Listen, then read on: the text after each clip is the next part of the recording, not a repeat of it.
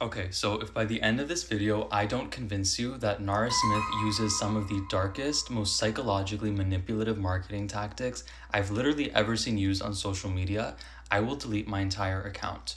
All I ask is that you watch this video until the end with an open mind, and I have a master's degree in business and a specialization in marketing, so let's get into it.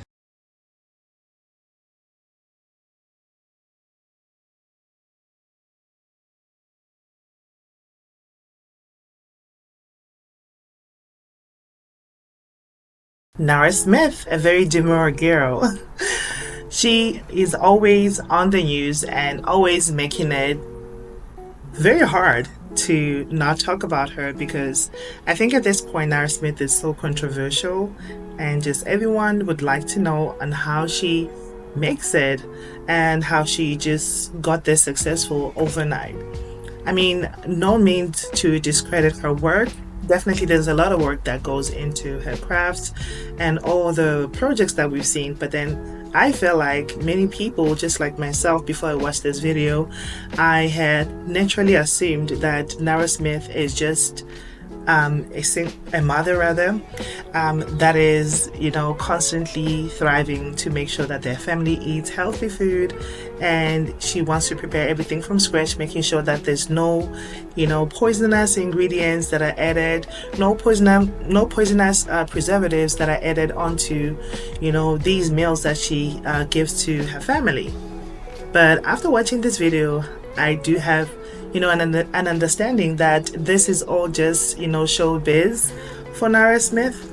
And I think you may want to watch this video as well so you can learn a thing or two. I know that I've learned so much from just watching this video, and I would never look at Nara Smith video ever the same again.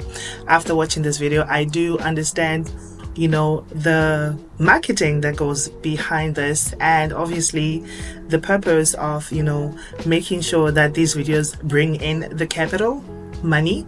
So if you're interested in getting to learn on how Nara Smith got this successful and the tricks and the things that she uses in order for her to gauge her viewers and to get to the point where she is, I think you might want to watch this video.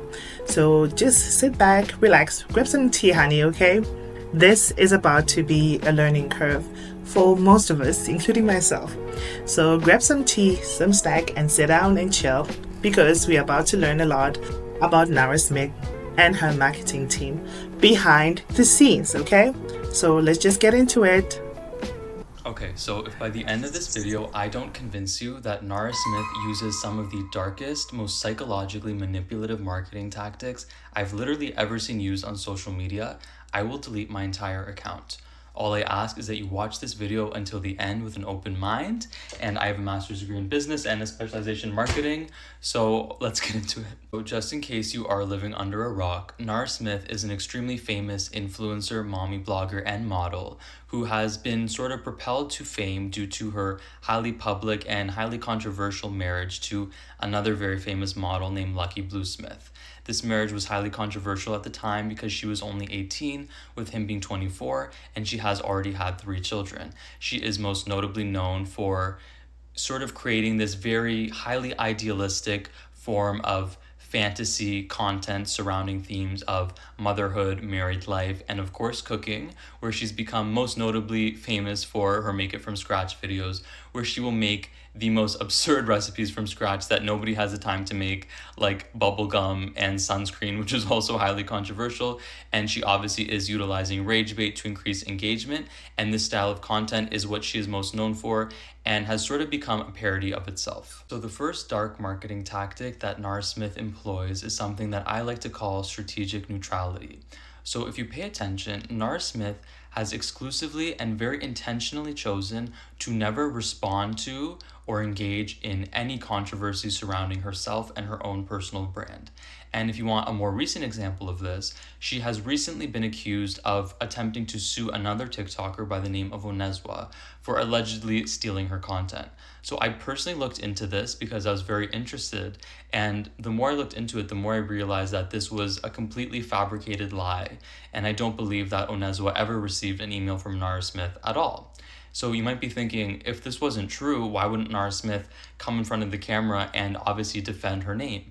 And the reason for this is that she has a huge team behind her that want to make her what I like to call an empty billboard. So an empty billboard is somebody who has a personal brand that has mass appeal and is universally relatable and appealing to a wide audience and a large demographic that is able to accomplish this without alienating any specific group, which is the most appealing thing to marketers and to brands. Nara Smith's content is designed to be universally appealing, which makes it commercially viable. So basically, because she never engages in any controversy, we don't know her political opinions, we aren't really intimately familiar with her beliefs and her values, there are things that she keeps extremely private, she's able to capitalize on these universally relatable themes of motherhood and cooking, which allows brands to basically co-opt her image and her brand for any product that they have, and it seamlessly fits in so perfectly because there's really nothing to contrast it. So you can really think of it as an empty billboard. It's a blank piece of paper, so anything that you put on it will stick and will integrate extremely well. If Nara Smith, for example, were to sit down and respond to a controversy she's been in,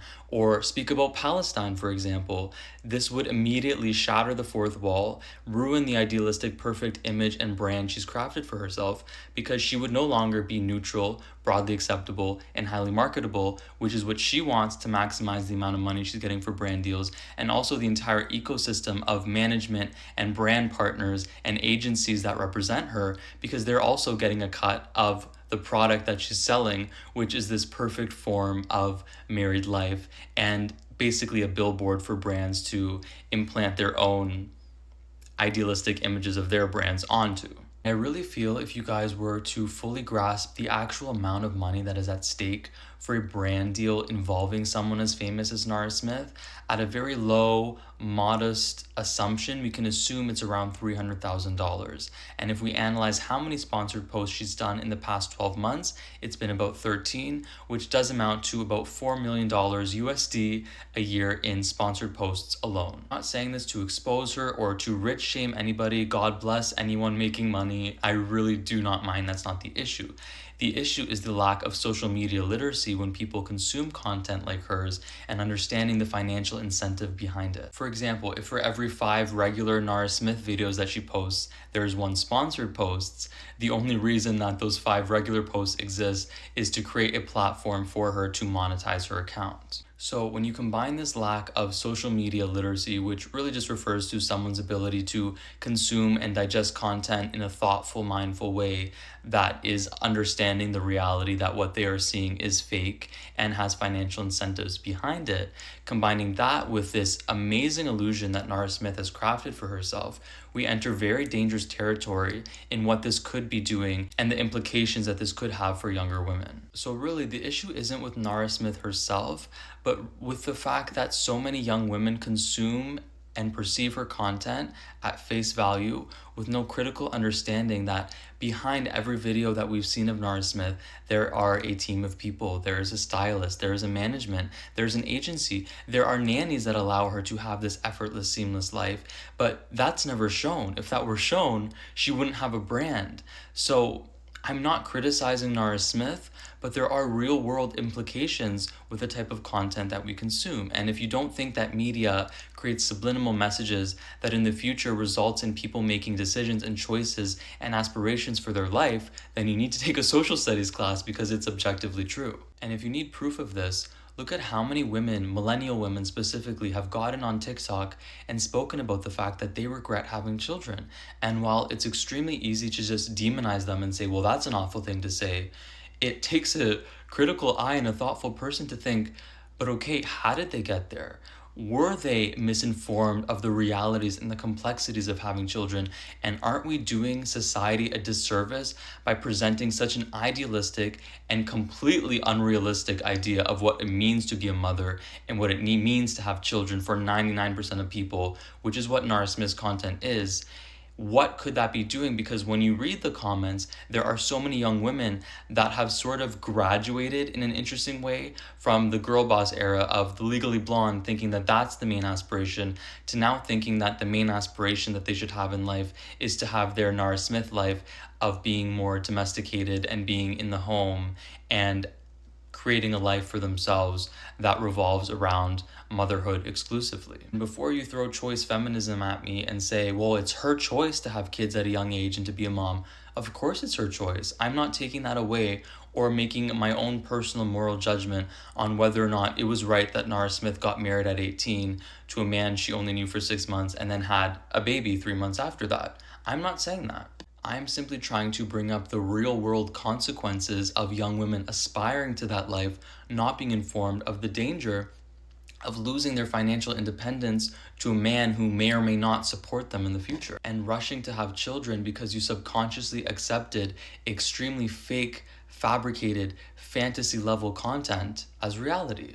And if you think I'm being dramatic, I invite you to go to Nara Smith's comment section and read how many young women have truly internalized this false presentation, this false idea of reality and motherhood and married life, and have accepted it as real and attainable when it's not attainable for anybody, including Nara Smith. Nara Smith, the human being, does not really live that life. It is a highly engineered form of fiction. And in a perfect world, we would all consume Nara Smith's content and enjoy it the same way we enjoy a movie, understanding that it's fake. But unfortunately, the subconscious mind, even when it's watching a film, doesn't understand the difference between reality and fiction. That's why we feel emotionally connected to characters. That's why we get scared during horror movies, or why we cry during a romantic comedy. But this degree of separation between fiction and reality is even slimmer when we're watching social media content, because there are elements of reality. She is married to this man. Nara Smith is her name, and she does pepper in aspects of her life that are real, which tells the conscious and the subconscious mind that what we are viewing is attainable when it is just not. And if you were to visually see the actual team of people behind the curation of Nara Smith's content, you would understand how every minute detail, from the plates that she uses, to the clothes that she's wearing, to the voice that she uses that changed as her content progressed, you would understand that Nara Smith isn't really a person. She's a brand, and she is selling you something, whether it is a product or whether it is a lifestyle. What this is a consumable item, and it should be treated and understood as such. And this is why social media literacy should be something that is taught to young children, mandatory in schools. And just to prove to you how generic and predictable Nara Smith's brand really is, she will be coming out with a cookbook called From Scratch by Nara Smith, filled with infeasible recipes that nobody will ever be able to do, and it will just be a visual coffee table book. Damn it, guys, I ran out of time, so I didn't even get to talk about the one tactic that really makes Nara Smith such a supervillain, so I guess I'll probably have to make a part 2 if you want it. Okay, so let's continue the discussion of what makes Nara Smith such an evil genius supervillain. So I want to start by addressing some of the comments in the previous video that ironically just prove the entire point of that video, which is the utter lack of social media literacy and the inability for large groups of people to actually listen to a message, for example, when I'm trying to get across, and to comprehend that information. A lot of people were saying, he just hates stay-at-home moms. And there's 2 reasons why that's an incredibly stupid takeaway to take away from that video. The first being, my own mother is a stay-at-home mom. She raised 5 kids completely on her own with no housekeepers or nannies, not saying that that's anything to be frowned upon. I'm just explaining to you the reality of my childhood, and that there's no part of me that thinks being a stay-at-home mom is not a real job, or not something that could be very fulfilling, or something that some women should aspire to, or something that some women will find a lot of value in. I was simply expressing the importance of young women specifically understanding the realities and the complexities and what they're getting themselves into when they make such a permanent, life-changing decision as having kids. The second reason why that is such a silly comment to make is that Nara Smith is not a stay-at-home mom. Nara Smith is cosplaying as a stay-at-home mom. Nara Smith is a working woman. She is a fashion model that travels all over the world for editorial shoots and for runway shows, and a content creator that makes millions and millions of dollars every single year. And I think it would be pretty reasonable to assume that she's actually the breadwinner of that family. So she's actually an incredibly modern woman and the opposite of a traditional wife, despite the fact that she's using that aesthetic and masquerading as that for the primary theme of her content. Now that those disclaimers are out of the way, let's continue to discuss what makes the Nara Smiths of the world so problematic in a world that doesn't have any social media literacy at all. So the first is a term that I invented called influencer economics. So this kind of refers to the invisible ecosystem that exists on every single social media app behind 90% of the content that you see. So most content that you see has a commercial intention behind it, and influencers have sort of manipulated this perception that they have personal relationships with you and that they're simply existing to entertain you, when in reality their entire financial health, their career, their ability to provide for themselves is all tied to pleasing external brands. So this is actually why I don't really appreciate it or honestly think it's very accurate when people refer to me as an influencer, because I've actively rejected every single brand deal that's ever been offered to me, because I am trying to create a different path for myself, and I consider myself an entrepreneur because yes, this is a business account. I do have my own company, but they're products that I created completely myself with my own money, for my own mind, for a business that I own 100% of. And I'm selling things that I feel add a lot of value to people's lives that didn't exist before. So there creates an independence there. That's why I'm able to be a lot more honest than other people on this app, because their entire livelihood depends on being favored by brands. So this results in influencers like Nara Smith prioritizing brand-friendly content over authenticity, which results in the very curated, robotic, artificial image that we see of her. What you're seeing is not a real person, it's a brand, and the fact that so many people took issue with that is actually terrifying to me, that you can't make that distinction, because Nara Smith, the human being, none of us really know her. I have no emotionally charged feelings toward that person. I'm simply discussing her public persona, which has been curated for consumption purposes. If I was speaking about the issues of the Joker from The Dark Knight, nobody would conflate that with Heath Ledger, saying, leave Heath Ledger alone.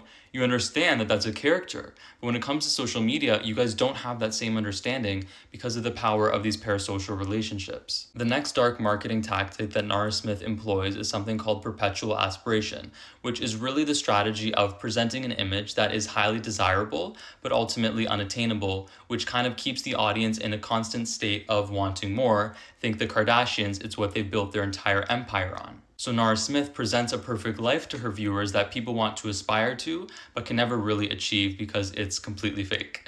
And this perpetual aspiration, this being insatiable of always wanting more, is really the core marketing principle that is why consumerism exists in the first place. Because marketing really relies on creating a gap between the consumer's current state and their aspirational state. And there's really no better example of somebody that personifies this more than Nara Smith, because she's showcasing a life to us that seems perfect and within reach, but just subtly out of reach, which causes consumers to want to bridge that gap by buying the products she so subtly promotes in her videos. Which brings us to our next dark marketing tactic, which is subliminal messaging, which is basically using subtle imagery and cues specifically designed to influence viewers' thoughts and behaviors without them being fully aware of it. So Nara Smith is a successful model, which means she has a very adept and advanced understanding of her image and how she's perceived by other people. And as a fashion model, Nara's job really is to be a mannequin, to be a blank canvas. You put on the clothes, you sell a lifestyle, you look desirable,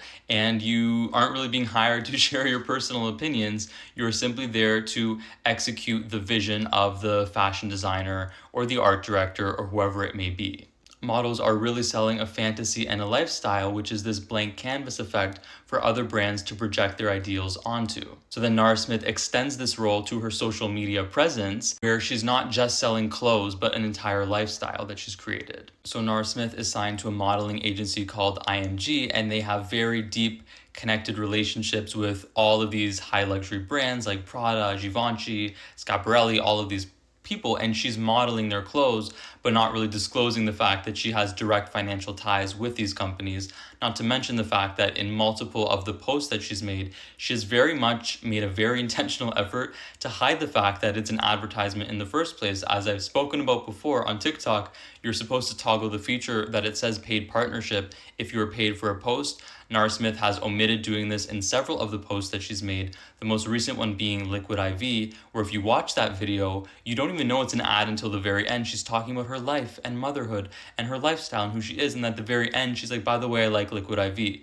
This type of subliminal messaging is so powerful because it comes across as very gentle. It doesn't come across as hard selling. And because she has a very non-threatening persona, which again has been crafted specifically to maximize her own profit, makes her ads very persuasive, which is why she's in that handful of influencers that is paid 6 figures for a brand deal. This type of gentle subliminal messaging that Nara Smith engages in is a form of psychological manipulation because it tricks the consumer or the viewer into believing that they chose to purchase that product because they're not aware of the marketing tactics and the agencies and the hundreds of thousands of dollars that went behind that commercial because it doesn't appear like a commercial. Another dark marketing tactic that Nara Smith uses is manipulating the parasocial relationships she has with her fans, which is basically this one-sided emotional connection which results in people commenting on my videos defending Nara Smith like it's their own sister. How dare you speak about her this way?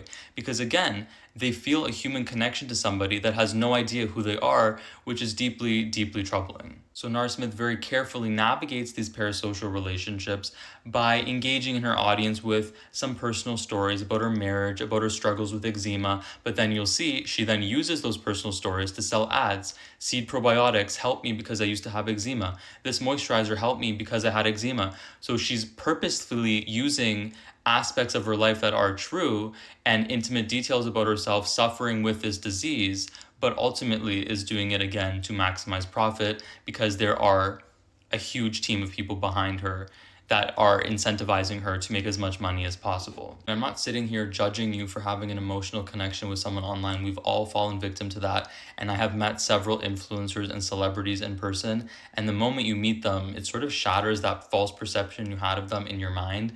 And you see them for what they are, which is just a regular flawed person. What I'm trying to do is help you understand that when you're on your phone, there should be a little bit of mental separation that you have, understanding the people that you're watching, you don't really know them, and you really should start viewing it more as a play or as a movie, so you know in the back of your mind that there are so many people behind the scenes that may not have the best motives.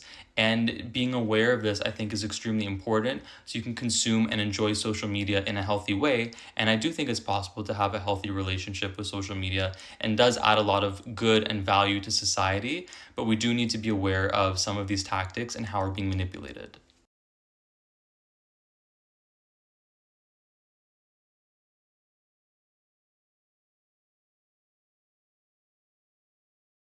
When I tell you that this makes a lot of sense to me, it definitely does.